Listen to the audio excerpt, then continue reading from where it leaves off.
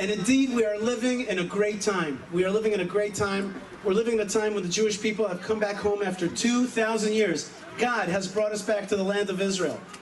Not only has he brought us back, but the Hebrew language has been revived, which is a miracle in itself. We have a fabulous army that has won miraculous wars. Yes. We have an economy. Just look around at the cars, look around at our government office buildings here. We have a blessed economy. That's another miracle. In 1948, Israel declared independence, and immediately we fought a war for survival. We won that war. I oftentimes ask people, did we win or lose the War of Independence? Did we win or lose?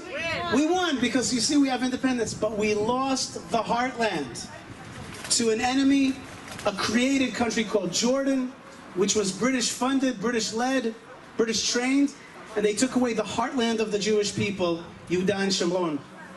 We lost the heartland in 1948. But only a few years later, we had another amazing war, which was the Six-Day War. In the Six-Day War, we pushed back on the enemies of Israel, and we regained the biblical heartland. We pushed back on Jordan. Immediately, the government of Israel recognized the greatness of that event, and they annexed. Or really, that's not the right word. Nobody wants to say annexation. That's not the right word, because it's not annexed. You can't annex Jerusalem. The Jewish people cannot annex Jerusalem. That's a joke. We immediately asserted sovereignty, Israeli law, on all of Jerusalem. However, what about the other holy cities? You know, my friends, there are 7 holy cities. And I speak now also to our Christian friends, our Bible-loving friends all over the world. There are really 7 holy cities in the heartland of Israel. They start from the south, Beersheba, up to Hebron, that's where the fathers and the mothers are buried, up to Beit Lechem, also known as Beit Lechem Ephrata, which is where King David was born. This is where Ruth came to. The book of Ruth took place there. Then, of course, the heart of it all, Jerusalem. Then Beit El. Wait, Jerusalem, I went too fast. Jerusalem, where 2 commonwealths were led from. The capital of 2 commonwealths, and now a 3rd commonwealth. Where Abraham almost sacrificed his son Isaac, where 2 temples stood. That's Yerushalayim, the heart of it all. And then in Samaria, Bethel, or Beit El. That's the place where Jacob had his dream of the ladder. Shiloh, where the tabernacle stood for so long, and where Hannah had prayed for Samuel, and that's where he was conceived, kind of spiritually. And finally, Shechem, what the Arabs call Nablus, which is actually a Roman word, Neapolis, Neapolis, like in America, Annapolis. 7 holy cities: Beersheba, Hebron, Beit Lechem, Yerushalayim, Beit El, Shiloh, Shechem. These, sadly, were not immediately, most of them, Beersheba, yes, Jerusalem, yes, but the other cities were left not under full Israeli sovereignty. On the 14th of December, 1981, Menachem Begin, the Prime Minister of Israel, passed the Golan Heights Law. He extended Israeli law, jurisdiction, and administration to the Golan Heights. This was 38 years before recognition. Before recognition. He didn't wait for America to recognize. He wasn't saying, hey, are you with me? Are you with me? He said, the Golan Heights is ours. And so he made that law. And the world liked it, didn't like it. He didn't care. Later they liked it. But at the time, they didn't like it that much. Throughout this time, after the Six-Day War, Israel has been hounded by her enemies. We've had a lot more wars. And the wars, Malka, if I could add you up, the wars were physical wars, that's one kind of war, and another war was a war to delegitimize Israel. We have fought that war from the Six-Day War and on. We have actually not finished the Six-Day War. We keep on fighting it for the right to live in these biblical places. And we've had the Yom Kippur War and the Lebanon War. We had other physical wars. But we've also fought another war, which is the delegitimization war, the narrative war, the war to say that Israel is not legitimate. And we fought that battle. We fought that battle at the UN, and we fought it with international organizations like BDS and UNESCO and UNRWA and all these orgs that are out there doing good, trying to take away the Jewish people's heartland. We have fought these wars since the Six-Day War for 50 years. And then suddenly, another miracle took place.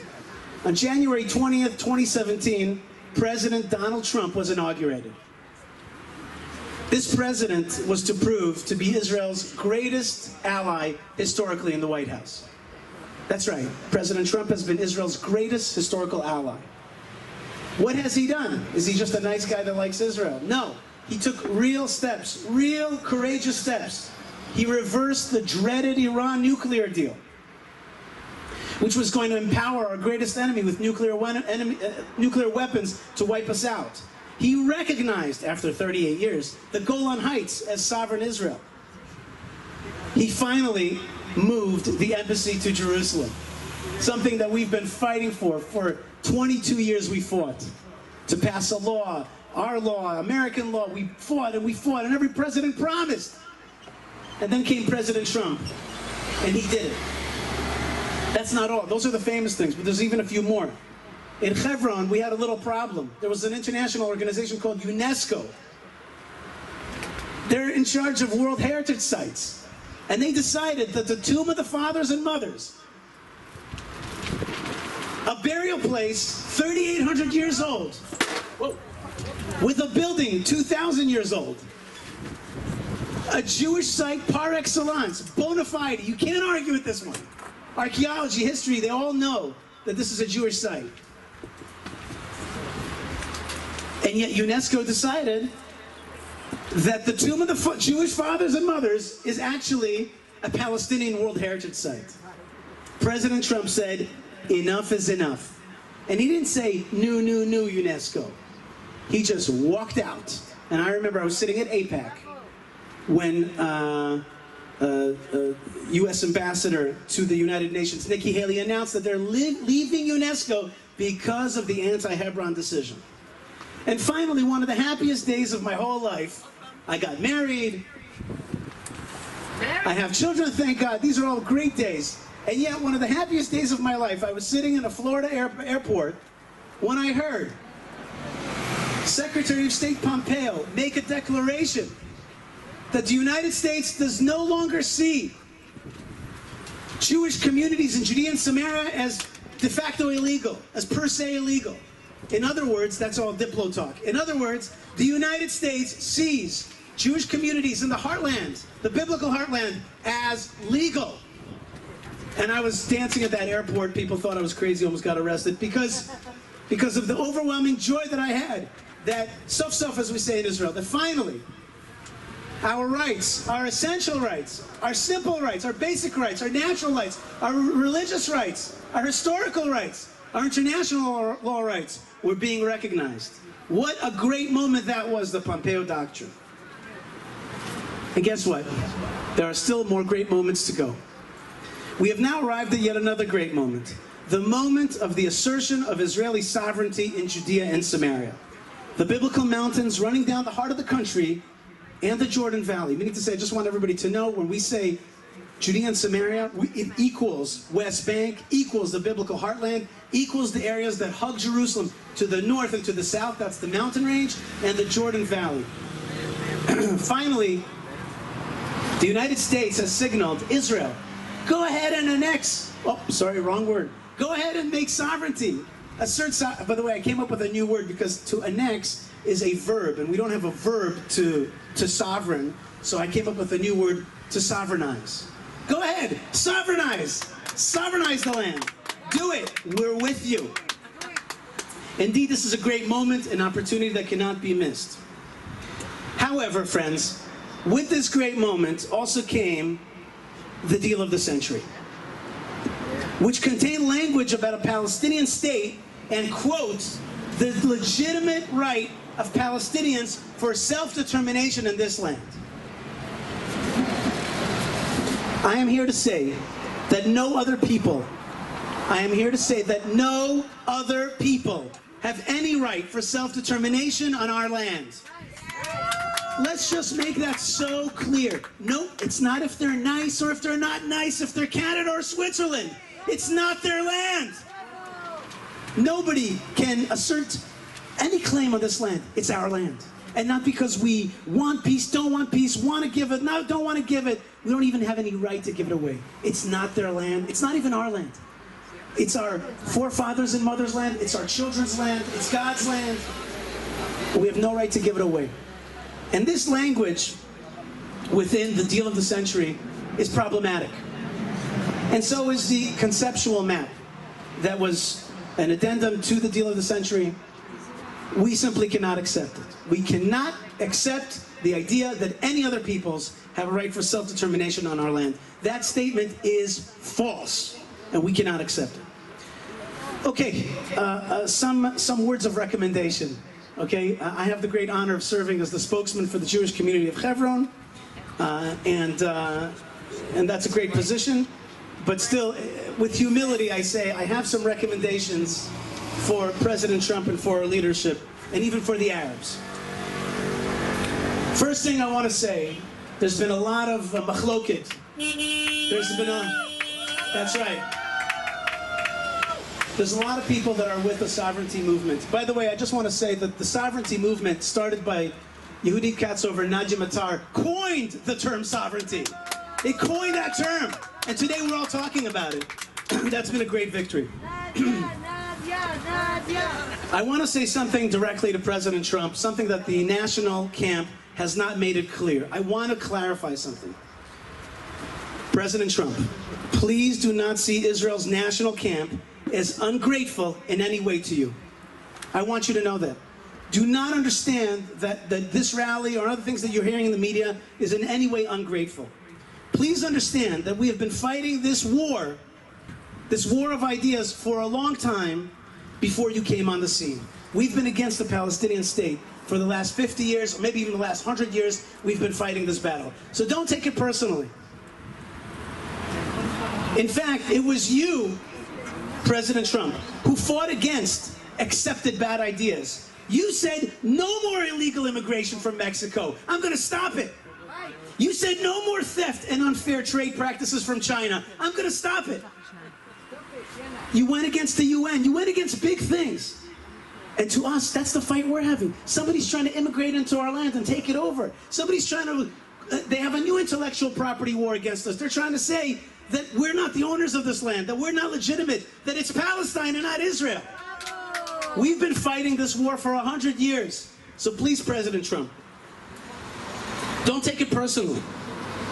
We say the same as you. No illegal takeover. No more erosion of our narrative. In fact, we are inspired by your courage. In simple terms, we are pro-Trump. We are pro-sovereignty, but against any semblance of a seditious idea to give away our land to any other sovereign. For our leaders, I have a few words as well.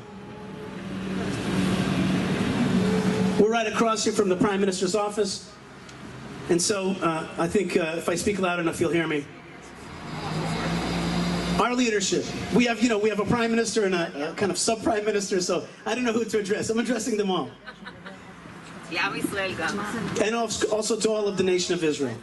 We have an opportunity to assert Israeli law on the Jordan Valley and the Jewish communities. Do it now. Do it now.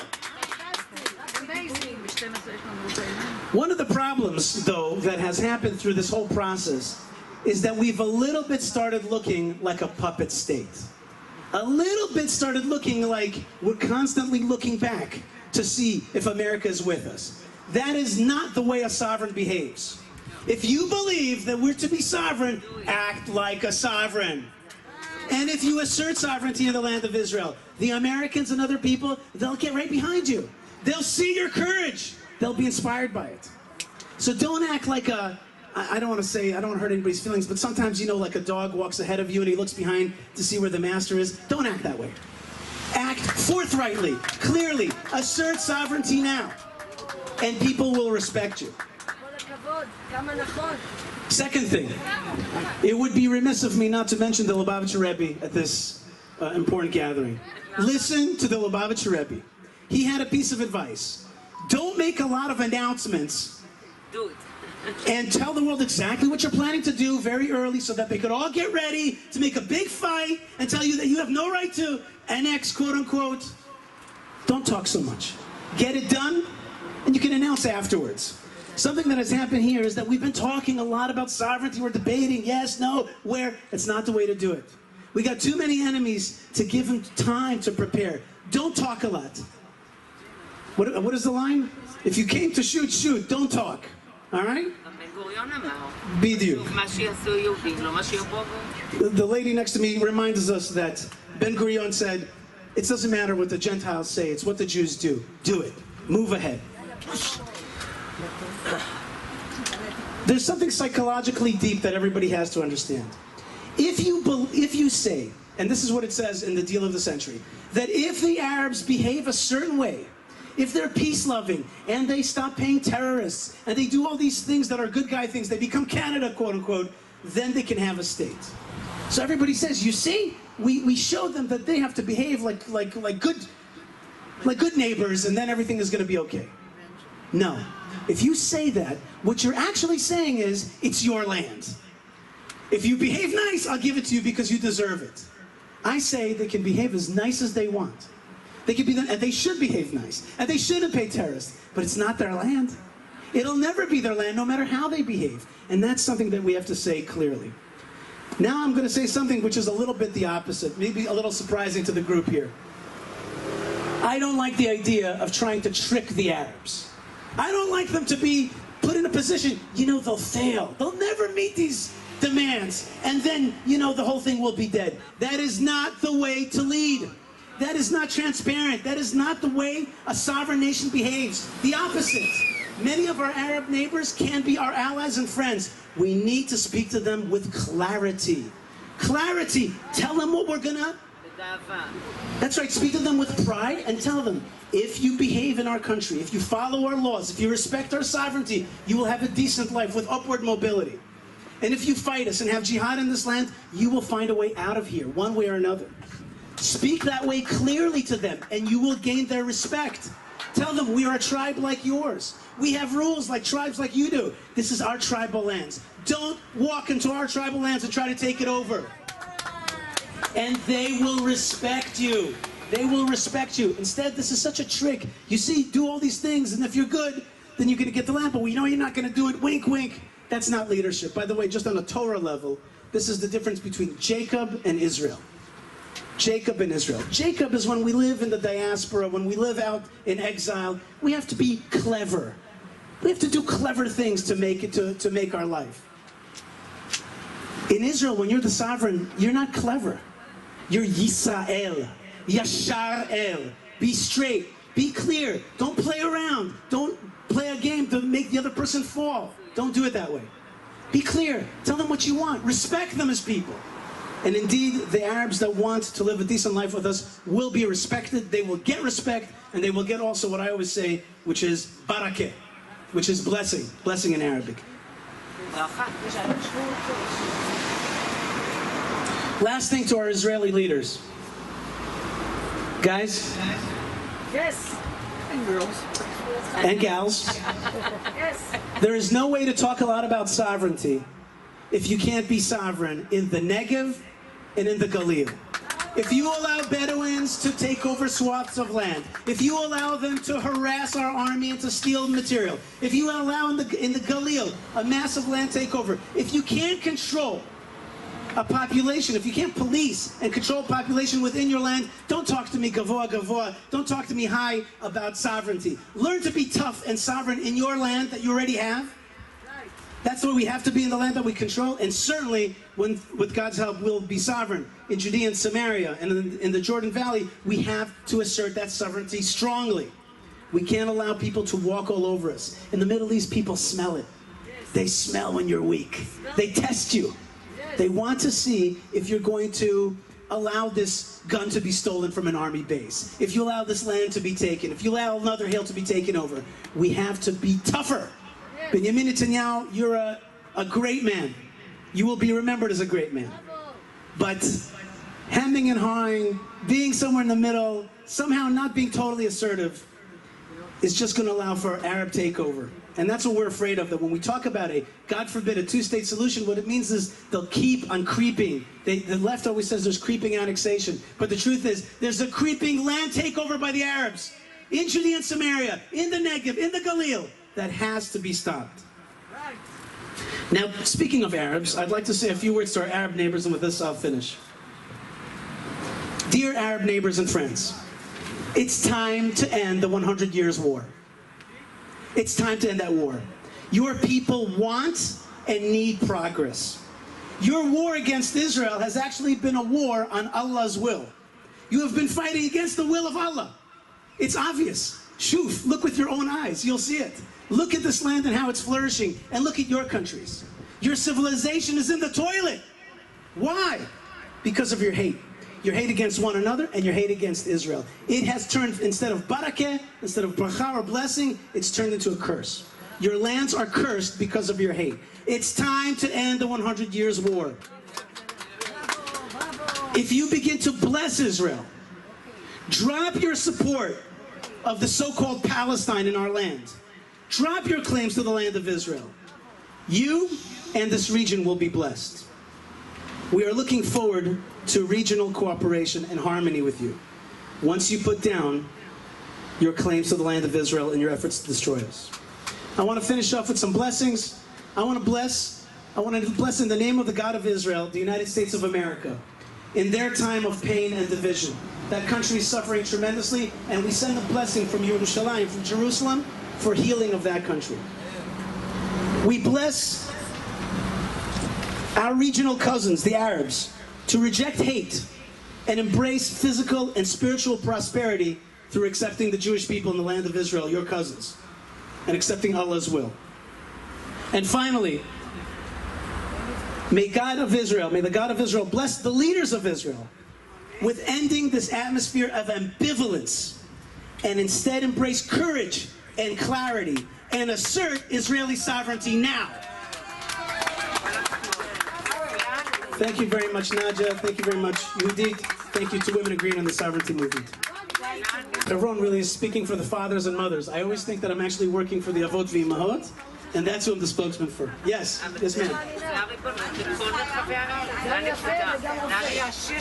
There's a question here. Yes, Chaya? שמי חיה, כן. תושב חוזר, אני גרה בקריית ארבע, all this that you're saying is all well and good, but here in Israel, if you want to get somewhere, you ask people for directions. And it sometimes takes me 3 weeks to get somewhere. Okay? So, is there a way for us to vote and to say, A referendum. no referendum, do we get to vote on it, or they're just going That's a referendum. to, force it on us? No, they are going to vote. There is a law in the books that says that if any land giveaway would take place, there would be a referendum. But let's not get there. Let's not have to vote there. We have a vote. There is a vote on that. It's called the vote for the Knesset. Our people, over and over again, vote for nationalist, conservative, strong, so-called right-wing people. We voted on it over and over again. So we also have Arabs in the Knesset. Yes, we have Arabs in the Knesset, and sadly, most of them, not all of them, but most of them are ones that don't appreciate the state of Israel, want to destroy it from within.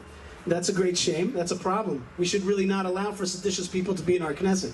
Really, at the end of the day, we have a blessing. Hashem ozlam moiten. We ask that God gives strength to our people. If we were strong, we wouldn't allow sedition in our government. We wouldn't allow takeover of our land.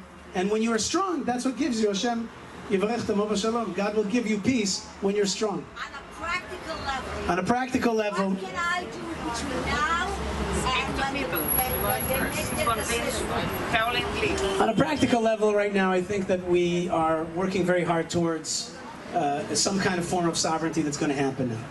I think it's in the works. That's what I hear from all of my close contacts. We understand that Prime Minister Netanyahu seems like he wants to do it, and he's trying to convince his Prime Minister, co-Prime Minister, to go along with that. And that's what we're doing here right now. I think another thing that we've learned in this whole process is that actually settlement made the facts on the ground. So, meaning to say, the fact that you're living in Kiryat Arba and holding on to that town is a great thing that you're doing. You're holding on to that piece of property, and even in the worst maps, in this conceptual map, what have we seen? That these places remain in Israel. It turns out that settlements are very important. For example, Nadia's daughter is settling the land of Israel. Okay, she's holding on. Those places are going to be part of the land of Israel. The truth is, how should I say? How about the Israelites that are not going to be part of the We got to go down there. We got to go down there. And we have... I think every one of us is shliach tzibur. Wherever you go, wherever you be with your family, with your friends, bring the message. Everyone, we have to take our responsibility to spread the word that The next Yishai said. You'll be able to ask the questions of the next speaker Right. also. He's the mayor of Shomron. He's coming here in 2 minutes. Yossi Dagan. And you'll ask him also the question. I think also we just want you to know we are doing a lot behind the scenes as well, including reaching out to our evangelical brothers and sisters in America. Not that they give us the land of Israel, but we want to help to remind them that their president is doing something, God forbid, which is against their interest as well. We're working on that in that direction as well. We're working on our Knesset members. We have fabulous Knesset members. We remind them. The Yeshua Council has gone to the Knesset members and showed them the maps, showed them the dangers, and we have an argument going on. How should we move forward? What else, Nadja? How else do we move forward? By being here. Are we move forward. reminding Trump that his daughter is married to a Jew? What's that? Are we reminding Trump? Absolutely. We have to. Politics, as Jabotinsky taught us, is always about pressure. It's always about pressure. You always have to pressure. Always. Whenever you want anything. Yes, sir. From a Torah perspective, you have an oppositional force. How do you give that oppositional force, you mentioned it, a clear, specific path to prosperity? I mean, you say not to play games. If we're just doing a demographic game where we wait 30 years until there's another million Jews in Israel, but we can't say that, from a Torah perspective, how do you give the opposition a way towards their peace and prosperity? That's right, and upward mobility. The answer, thank you for asking that question, because that's a question. כן, אני אעכב אותך. יוסי דגן לא מרגיש טוב, אז יש לך עוד זמן. אוקיי. דהיינו, אני מחפה עליו כמה דקות או ש... הוא לא מגיע, אוקיי. שיהיה רק בבריאות. Yossi Dagan will not be coming. He's not feeling well today. So we have a few more minutes. I want to answer your question. I love your question. Thank you. Because it's a question that I very much believe in. מצוין. Orit Struk will be here at 2. She's the former Knesset member and political powerhouse out of Hebron. I want to answer your question, which is, how do we give, let's just say it, let's just speak with words of clarity. Now, let's say other side. Let's say, how do we give Arabs decency and upward mobility in the land? The answer is like this. First thing is that we have to make sure that we're talking about non-jihad, law-abiding, pro-Israel Arabs. Decent Arabs. That doesn't mean, by the way, that they can't stay Muslim, can't stay Palestinian in identity, or can't stay Arab. Stay your identity, just like we have with the Druze. The Druze, by the way, are a great example. What's the difference between a Druze and a Palestinian or an Arab? What's the difference? The hardware is practically the same between Druze and Arabs. Practically the same hardware as people were, genetically speaking, ethnically speaking. What's different? The software. The Druze run a software of loyalty, and the Arabs run a software of jihad. You run a software of jihad, you're going to attack Israel. So we need to switch a disk, as we say in Israel. Okay, that's first thing. So if you're talking about decent Arabs, and there are many of them, maybe millions, who want a decent life in Israel, let's talk about them. I'm not talking about somebody who's a jihadi. If you're a jihadi, you're out. I have nothing. There's no peace between me and somebody who wants to destroy the Jewish people in the land of Israel. So that's number one. Number two, if you talk to Arabs, you hear it all the time. The Arabs want something. What do they want? Israeli residency. They understand that we can't grant them the vote because they understand that we don't want them to take over our country and change the Jewish state aspect of the Jewish state. They understand that. What do they want? They say it to me verbally all the time. Rak ten li tudat zut kula. That's all I want. I want a blue identity card. I just want to be a resident of Israel. Give me residency and the protections and the rights that comes with. Give me that. And we say, that's exactly what the Torah says. Accept our sovereignty, be a law-abiding person, and you will get our protection. By the way, Israelis always say, oh, we don't want to rule other people. All powers rule other people. All powers. All large powers, if it's a Hungary or a Poland or any country in the world that is big, that is an ethnic national state, has other minorities living amongst them. Some treat them violently, horribly, like in China right now. And some people treat, like us, like we would treat our minorities well, as long as they're not seditious. It's very simple. And then what's going to happen? There'll be opportunity. Now, imagine if the Israeli Arabs or the Arabs, so-called Palestinian Arabs, would think that way. The whole region would change. If they would drop their claims, the whole region would say, enough, as I said before, the 100-year war. Enough of that. Imagine, I'm like Rabin. Excuse me, I'm like Paris. I believe in a new Middle East. I believe in a railroad across the whole Middle East. From here, all the way to the Gulf. Okay, all the way to the Gulf. You started at Istanbul, you come to Jerusalem, from Jerusalem to Amman, from Amman to Mecca and Medina, and from Medina to Tehran. Imagine that. The whole region will be railed like Europe. You can get from one place in Europe to the next on rail. Why can't we do that here? There was a Harvard professor who came here and said, do you know who America's #1 and 2 trade partners are? Do you know who they are? Mexico and Canada. Wow. Mexico and Canada. You want trade partnerships? Egypt, you want to get back from your broken economy? Let us help you. Let's have trade. Let's have decency around here. All we're asking for is respect us. By the way not to get respect is to say, maybe we'll give away our land if you're nice. That is not going to get respect from the Arabs. You want respect from the Arabs, say, this is my land. You touch 1 inch of it, you're going to get it 10 times as hard from me. You touch one hair on one kid's head, you're going to get smashed. But if you respect me, I will respect you. That's the way of the Middle East. Look at Abraham. He sees Arabs coming, he says, come in, please, let me wash your feet, let me feed you. And then when they take his nephew hostage, he goes to massive war and destroys 4 kings. Abraham is a lover and a fighter. That's the way of the Middle East. And the Arabs in our country will be blessed, but they have to know that we will defend both our land, our people, and our narrative. This is going to be a Jewish state, an ethnic, national Jewish state, proudly so, with upward mobile minorities that are going to be blessed. I want to ask you, Yishai, what is your answer to those who say that we are going to lose the moment? Huh? Our friends from the communities, the Jewish communities, okay, currently, Yep. they say that if we are not accept this plan, we are going to lose the moment. The answer is very simple. She asked. Well, Shosh from Kdumim, who's been an activist for many years, asked the question that right now people in the nationalist camp are facing, which is that friends of ours, if it's the mayor of Efrat, if it's the wonderful Caroline Glick, etc., my good friend Eugene Kantorovich, etc., they say, you have to accept this plan right now. It's a tactical thing. Take the plan right now. Take what you can get.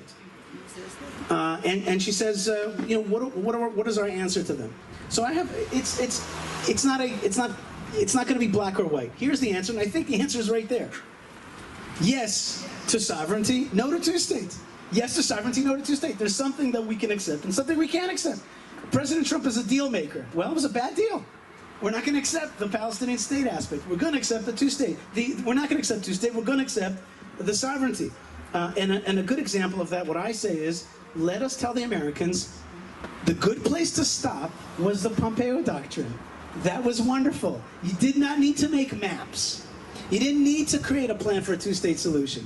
You didn't need any of that. The Pompeo doctrine was good enough. Pompeo said, "Anachnu yotzim, we are not getting into your kishkes. You guys deal with the Palestinians. You guys figure it out. We recognize that you have historic legal rights. Zeu, bas, chalas, stop right there. You don't need another thing. You don't need another thing." And that's what we're going to tell the Americans. Let's go back to that. However, I want to tell you that I do believe that we should assert even partial sovereignty now, even partial. And here I sometimes disagree with some of my friends. I think that there is an opportunity here, and with this prime minister, with that American president, not by the way that we should have an American president that supports us for us to assert sovereignty. We should be asserting it if it's a good guy in the White House or a bad guy. So that. But we do have a good constellation. There is a good constellation, and so therefore we should assert sovereignty. Absolutely. Just like we asserted sovereignty over Yerushalayim and the Golan, which were pieces, alavai that they would have asserted sovereignty over the whole thing. B'chol those were good things. And that's what I say we do now. I say that we here, and I think that this is what the sign says. Again, the sovereignty word was invented here. And so I think, yeah, we should say yes to sovereignty, and the sign says it all. And so did the Michael Freund's excellent article in the J-Post of Shabbat. Yes to sovereignty, no to a Palestinian state. By the way, better to say no to a Palestinian state than two-state. Two-state is amorphous. We don't want a Palestinian state. We say no to it. And in other words, we reject anybody else's claim. And this is why I reject the deal of the century for the simple words that it says there, the Palestinians have a right for national self-determination. I reject that.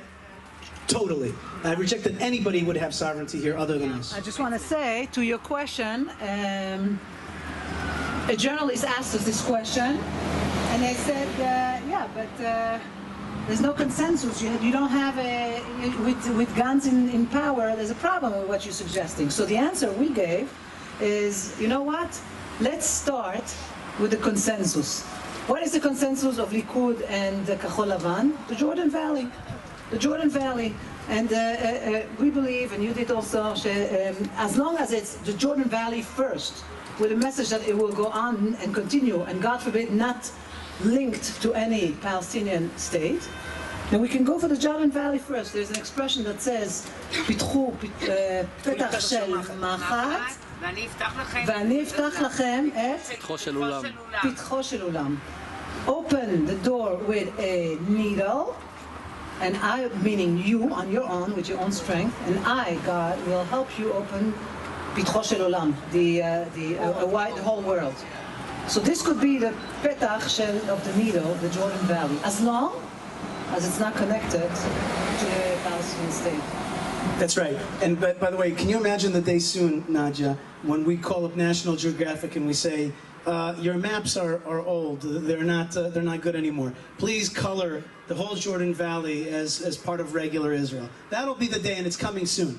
It's coming very soon, and that's going to happen. The change is going to be very physical and very real when the maps have to change, and that's going to happen soon. Do you have an update? I just want to say that somebody called me that there's a rumor that he's going to America. Do you know anything about it? I haven't heard that. I haven't heard that. Yeah, one second. This young lady. Yes, ma'am. Thanks. I'm looking to educate myself. Sure. And I was wondering, I was just at the Neshimos Shalom convention, and I was wondering if one of their main messages is that the Sikuach is a real violation of our Palestinian neighbors' rights.